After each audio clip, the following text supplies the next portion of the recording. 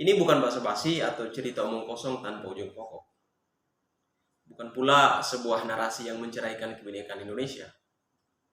Tapi ini adalah tentang persahabatan yang dikaji dari perspektif yang tidak biasa.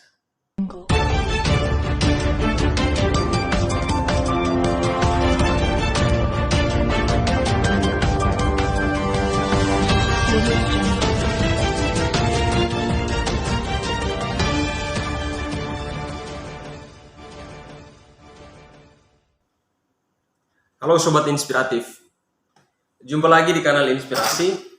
Bersama kita berbagi cerita dan inspirasi dari kampung untuk Indonesia. Ini bukan basa-basi atau cerita omong kosong tanpa ujung pokok. Bukan pula sebuah narasi yang menceraikan kebinekaan Indonesia. Tapi ini adalah tentang persahabatan yang dikaji dari perspektif yang tidak biasa. Di tengah pesatnya perkembangan teknologi digital, media sosial memainkan peran sentral yang begitu krusial.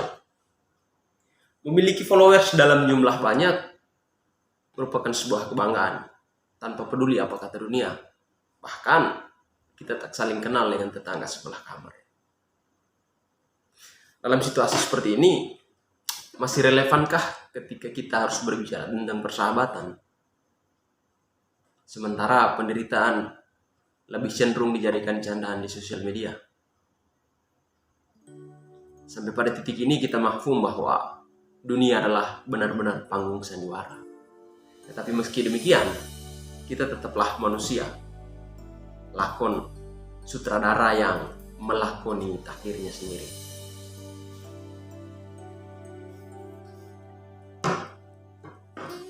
Dalam konteks filsafat, jika kita berbicara soal persahabatan, maka yang menjadi pertanyaan pokoknya di sini atau pertanyaan dasarnya adalah apa itu persahabatan? Apakah dia yang setiap hari harus bersama-sama dengan Anda, baik di saat susah maupun di saat senang? Atau persahabatan itu seperti kepompong yang mengubah ulat menjadi kupu-kupu? Ini dia filosofinya. Sejak zaman Prasokrates, tema seputar persahabatan itu sudah dibahas. Dengan demikian, boleh kita katakan bahwa tema tentang persahabatan ini sudah setua usia peradaban umat manusia.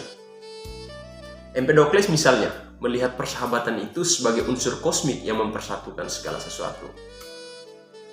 Berbeda dengan Empedokles, Sokrates melihat persahabatan itu sebagai pancaran energi jiwa dalam diri manusia. Sementara itu, Plato melihat persahabatan sebagai sesuatu yang berkaitan dengan kebaikan yang bergerak menuju arah kebaikan itu sendiri atau kebajikan itu sendiri. Nah, refleksi tentang persahabatan ini juga dikembangkan oleh seorang filsuf yang bernama Aristoteles. Di dalam bukunya Nicomachean Ethics di buku ke-8 dan ke-9, Aristoteles membahas secara khusus tentang persahabatan. Persahabatan dilihat sebagai sebuah kebajikan etis yang menuntun manusia menuju kebaikan dan kebahagiaan bersama. Pada prinsipnya manusia adalah makhluk sosial. Sebagai makhluk sosial sudah pasti kita membutuhkan kehadiran orang lain, membutuhkan bantuan orang lain, dan juga keberpihakan dari orang lain. Aristoteles merupakan filsuf Yunani kuno yang sangat brilian. Pemikirannya kendati klasik tetapi masih relevan hingga hari ini dalam berbagai bidang kehidupan, baik itu filsafat, teologi, ilmu-ilmu alam dan fisika, retorika, seni, dan bahkan politik. Salah satu konsep penting Aristoteles yang masih relevan hingga hari ini adalah tentang manusia, di mana manusia dilihat dari kodratnya itu bersifat politik.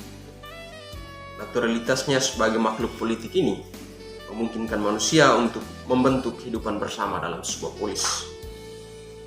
Nah, untuk mencapai kebahagiaan bersama atau kebaikan bersama dalam suatu komunitas politik ini, Aristoteles melihat persahabatan itu sebagai suatu keutamaan atau sebuah kebajikan. Persahabatan dilihatnya sebagai sebuah kebutuhan pokok hidup manusia, di mana manusia sebagai makhluk sosial dan juga makhluk politik secara natural dipanggil untuk hidup bersama dengan orang lain.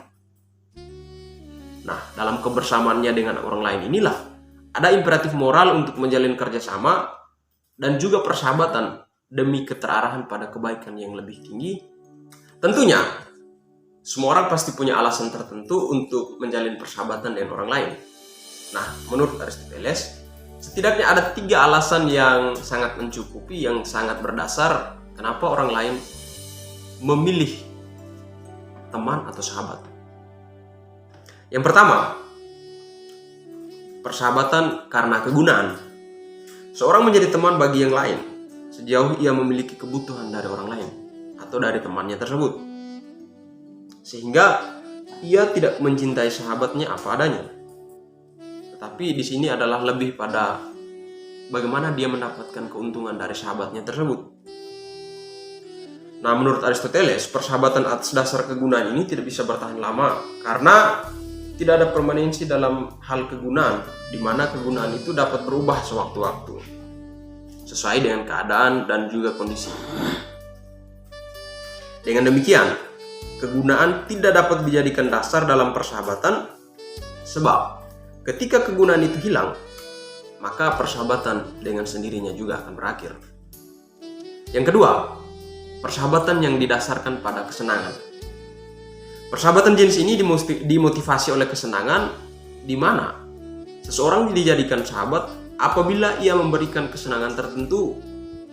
Orang bersahabat karena mereka memiliki kepentingan tertentu atau kesenangan tertentu dan juga yang berkaitan dengan hidup ini. Sama halnya dengan persahabatan yang didasarkan pada kegunaan. Persahabatan karena kesenangan akan cepat runtuh manakala kesenangan yang diharapkan itu tidak tercapai. Dan yang terakhir, Aristoteles melihat bahwa dasar terdalam dari sebuah persahabatan itu adalah keutamaan. Bentuk persahabatan yang sempurna adalah persahabatan yang dimotivasi oleh kebajikan atau kebaikan itu sendiri. Kebaikan di sini tidak dilihat sebagai motivasi, tetapi lebih pada tujuan yang hendak dicapai dalam persahabatan. Nah, inilah persahabatan dalam arti yang sebenarnya dan merupakan bentuk persahabatan yang paling tinggi. Dari ketiga jenis persahabatan ini, tingkatan terendah dalam persahabatan itu adalah yang didasarkan pada kegunaan atau pada kesenangan atau kenikmatan.